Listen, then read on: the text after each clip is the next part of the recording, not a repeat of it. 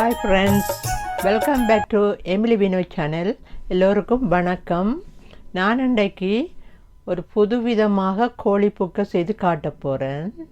அதுக்கு தேவையான பொருட்களை எல்லாம் சொல்லுறேன், பார்த்து கொள்ளுங்கோ. யோகர்ட், தயிர், கறி மசாலா, கருவேப்பிலை, மல்லியிலை, தக்காளி வெட்டி வச்சிருக்கிறேன், கருவாய், மேலும் கராம்பும், சீரகம், கடுகு, சின்ன சீரகம், பிரியாணி பவுடர், தயிர், நெய், மிளகாத்தூள், ஜிஞ்சர் கார்லிக், இது தனி மிளகாத்தூள், பச்சை மிளகாயும் வெங்காயமும் வெட்டி வச்சிருக்கிறேன், ரம்பை, சிக்கன் பொரித்து வச்சிருக்கிறேன். நான் சிக்கன் பொரித்து வச்சிருக்கிறேன். நான் ஒருவர் ரெசிபியையும் பார்த்து செய்யலை, என்னுடைய வேய், நான் ஓன் ரெசிபி நான் மேக் பண்ணி செய்கிறேன். நீங்களும் இது மாதிரி செய்து பார்க்கலாம். ஃப்ரெண்ட்ஸ், நான் சொல்ல மறந்துட்டேன், ரைஸ் தான் அது முக்கியமான சாமான். நான் தண்ணியில் ஊற வச்சிருக்கிறேன், சம்பா அரிசி. நீங்கள் என்ன விருப்பமான அரிசிகள் போடலாம், பச்சை அரிசும் போடலாம், இது பசுமதி அரிசும் போடலாம். நான் சம்பா போட போகிறேன். நான் இனி நெய்யை போட போகிறேன்.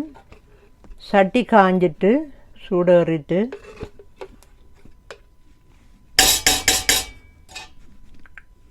இப்போது ஏலக்காய், கராம்பை இதோட சேர்க்குறேன். நெய்யோடு சேர்த்து கொஞ்சம் பதங்க செய்கிறேன்.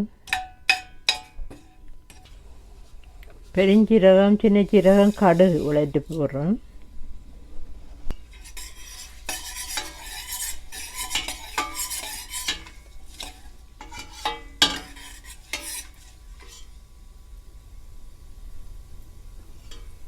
இப்போ பொரிஞ்சு கொண்டு வருது கடுகு, சீரகம் எல்லாம். இனி இதோடு சேர்த்து கருவேப்பிலையை போட போகிறேன். கருவேப்பிலை,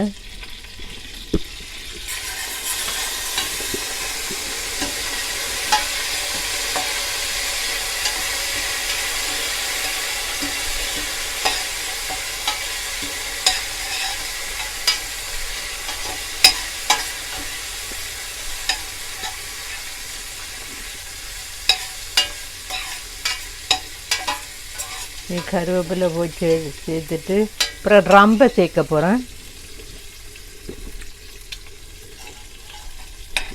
ரம்பை நல்ல வாசத்தை கொடுக்கும்.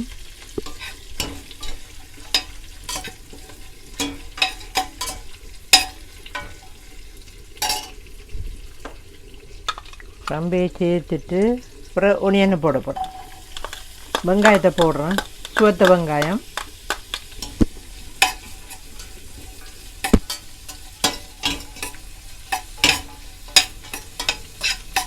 கொஞ்சம் ப்ரௌன் கலராக வந்த பிறகு மற்றதில் போடலாம். ஹலோ ஃப்ரெண்ட்ஸ், இப்பொழுது ப்ரௌன் ஆகி கொண்டு வருது. நான் இனி தக்காளி, டொமேட்டோ போட போகிறேன்.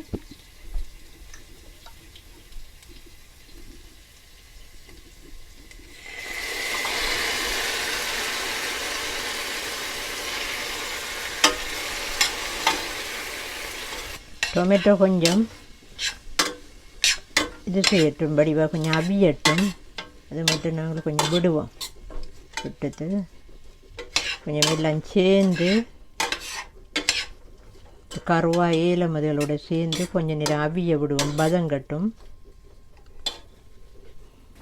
ஹாய் ஃப்ரெண்ட்ஸ், தக்காளி பழம் அதோட சேர்ந்து அவிஞ்சிட்டு நான் இப்போ உள்ளியும் இஞ்சும் சேர்ந்து 1 டீஸ்பூன் போடுறேன். இதோட சேர்ந்து கலப்படட்டும்.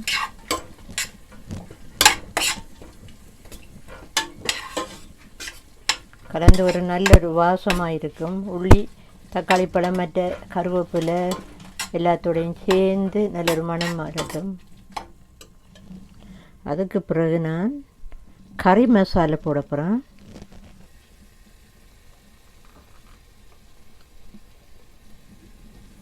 கறி மசாலா போட்டுட்டேன், அதையும் சேர்த்து மிக்ஸ் பண்ணுறேன்.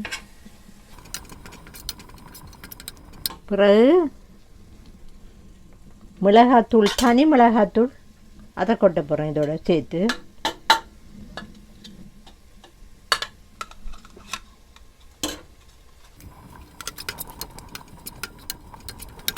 இதுக்கு பிறகு வந்து பிரியாணி பவுடர் போட போகிறேன். இந்த பவுடர் வந்து பாம்பே பிரியாணி சான் பிராண்ட், தமிழ் கடையில் நீங்கள் வாங்கக்கூடியதாக இருக்கும். இதில் நான் அரைவாசை போட போகிறேன். சான் மசாலையை அரைவாசி போடுறேன். ஏன்னு சொன்னால் நான் கறி மசாலா எல்லாம் போட்டபடியாக அரைவாசி போடலாம். இந்த பச்சை தன்மை போக மட்டும் கொஞ்சம் நான் அதை வதக்குறேன். மசாலைகள் எல்லாம் பச்சை தன்மையாக மணக்காமல் மிளகாத்தூள் எல்லாம் இதோடைய கொஞ்சம் அபியம்.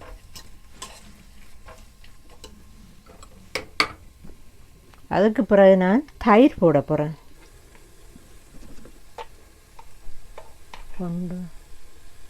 3 டேபிள் ஸ்பூன் போட போகிறேன். நான் வந்து ரெசிப்பிகளெல்லாம் நான் சிலதுக்கு சொல்ல இல்லை, எல்லாம் கடைசியாக எல்லா ரெசிப்பிகளும் அளவுகள் எல்லாம் நாங்கள் போடுவோம். அதிகமாக எல்லா ரெசிப்பிகளும் கடைசியில் நாங்கள் எவ்வளவு அளவு எல்லாம் போடுறோம். நாங்கள் நீங்கள் அதை பார்த்து அது மாதிரி செய்யலாம். எல்லாம் கறி மசாலா இதுக்கெல்லாம் உப்பு இருக்கிறபடியாக நான் உப்பு போட இல்லை, கடைசியில் பார்த்து தான் உப்பு அளவுக்கு போடுவேன். மசாலைகளோட உப்புகள் சேர்க்கிறபடியாக நான் உப்பு சொல்லையும் இல்லை உங்களுக்கு. ஆனால் உப்பு கடைசிலான்னு பார்த்து இவ்வளோ ஒன்று போடுவேன்.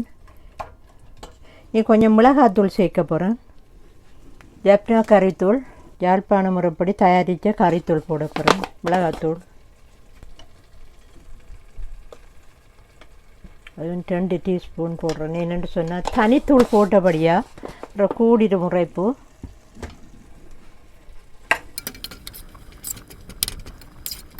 இதுக்கு பிறகு நான் வந்து சிக்கனை சேர்க்க போகிறேன். பொரிச்ச சிக்கனுகளை இதோட சேர்க்க போகிறேன்.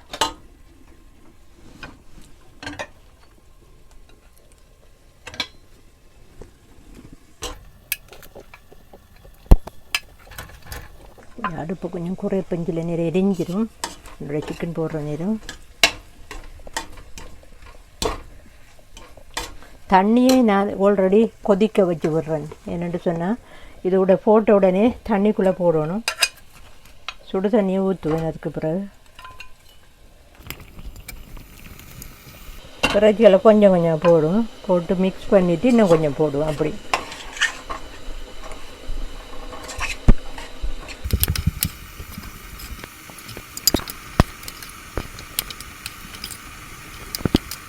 ஹலோ ஃப்ரெண்ட்ஸ், பொரிச்ச இறைச்சி நல்ல வடிவாக கலந்து எல்லா மிக்சரோடையும் அழகாக வந்திருக்கு. நான் இனி சுடு தண்ணி சேர்க்க போகிறேன், கொதி தண்ணி.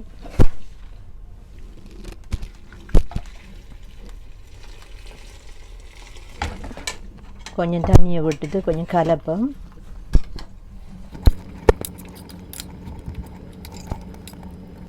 இன்னும் கொஞ்சம் விடுவோம். நீ இதுக்கு பிறகு இதை கொஞ்சம் கொதித்த பிறகு அரிசை போடலாம். அதுக்கு முன்னாடி கொதி தண்ணியை ஊற்றிட்டா பிரச்சனை இல்லை, கெதியாக அவிய பார்க்கும். ஹலோ ஃப்ரெண்ட்ஸ், தண்ணியெல்லாம் ஊற்றின பிறகு உப்பு பார்த்தேன். உப்பு வந்து காணாது. ஆனபடினா உப்பு கொஞ்சம் சேர்க்க போகிறேன். இதுக்குள்ளே கிட்டத்தட்ட 1 டீஸ்பூன் அளவு சேர்த்தா காணும்னு நினைக்கிறேன்.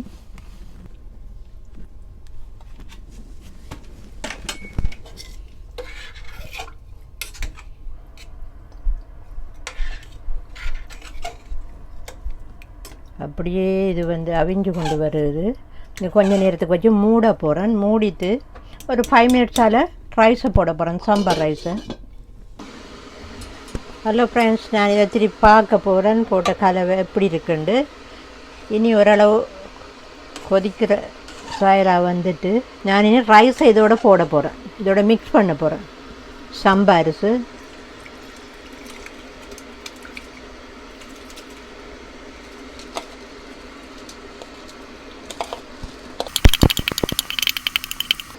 ரைஸ் இதோட கலந்து அவியட்டும். எல்லா இடம் பரவக்கூடியதாக கிண்டி விட போகிறேன்.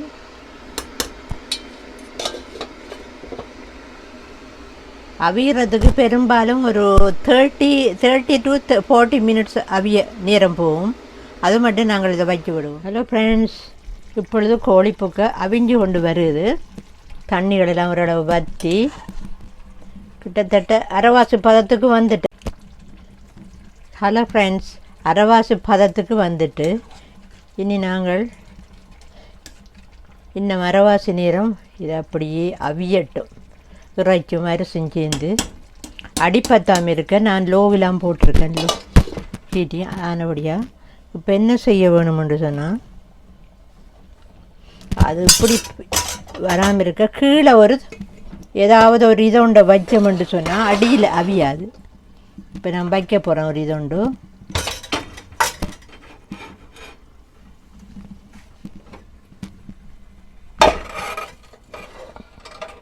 இப்போ அதுக்கு மேலே வச்சுட்டேன், லோ ஹீட்டில் போட்டுட்டேன். இனி கொஞ்ச நேரத்தால் ஒரு 20 minutes 25 minutes அவிய வேணும். அவிந்தா முடிஞ்சுது. ஹாய் ஃப்ரெண்ட்ஸ், நல்லா அவிஞ்சு அழகாக வந்துட்டு அதுக்கிடையில் கடைசியாக இறக்குற நேரம் தான் கொஞ்சம் பச்சை மிளகாய் மணக்கிறதுக்காக வேண்டி சும்மா இப்படி போடலாம். போடுத்து மல்லியிலையும் கடைசி என்ன செய்ய போனாலும் மல்லி நிலை கடைசி லாஸ்ட்டாக தான் போட வேணும். ஏன்னா மல்லியில் அவியக்கூடாது. அவிஞ்சு கொண்டு வருது, நல்ல வடிவாக வந்திருக்கு. நீ கொஞ்ச நேரம் ஒரு 5 minutes இனி அவிஞ்சா சரி. இந்த மல்லியிலையோட நான் கொஞ்சம் மூடிட்டு நீ 5 minutes நீ கொஞ்சம் நேரத்தால் பிளேட் பண்ணிடுவேன். நீங்களும் இதே மாதிரி எப்படி செய்தனோ அதே மாதிரி செய்யுங்க. ஒரு புது மாடல். ஹலோ ஃப்ரெண்ட்ஸ், கோழி புக்கை செய்து முடிஞ்சது. எல்லாம் வடிவாக கோழி சம்பாரிசோடு சேர்த்து மல்லி இலையும் சேர்த்து நல்ல அழகாக வந்திருக்கு. இனி சாப்பிட்றதான். இனி நான் இதோட சேர்த்து செய்வதற்கு ஒரு வெங்காயத்தோட தயிரும் போட்டு மாசியும் மிளகாவும் சேர்ந்து ஒரு சின்ன ஒரு சம்பலும் செய்ய போகிறேன். ஹாய் ஃப்ரெண்ட்ஸ், கோழிப்புக்கெல்லாம் செய்து முடிச்சிட்டேன். அதுக்கு சேர்த்து ஒரு சம்பல் மாதிரி போட்டிருக்கேன். இந்த ஒனியனும் தயிரும் போட்டு ஒரு சம்பல், முட்டை, மற்ற பொரிச்ச சிக்கன் உண்டு. ஹாய் ஃப்ரெண்ட்ஸ், நான் இப்போ டேஸ்ட் பண்ணி பார்க்க போகிறேன் இப்படி இருக்குண்டு. கொஞ்சம் சம்பல்லையும் தொட்டு இப்படி டேஸ்ட் பண்ணுவோம்.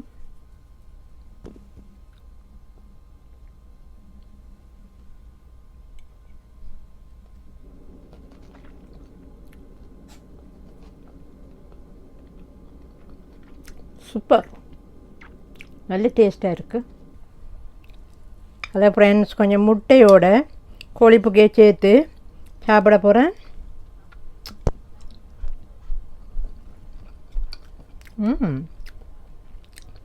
நல்ல விதமான ஒரு வித்தியாசமான டேஸ்ட்டாக இருக்குது. இவ்வளோ இந்த சம்பலோடையும் சேர்த்து சாப்பிட்றேன்.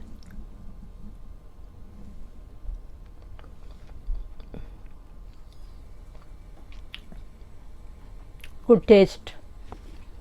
ஃப்ரெண்ட்ஸ், உங்களுக்கு பிடித்திருந்தால் லைக் பண்ணுங்க, கமெண்ட் பண்ணுங்க, ஷேர் பண்ணுங்க, சப்ஸ்கிரைப் பண்ணுங்க. தேங்க்யூ ஃபார் வாட்சிங்.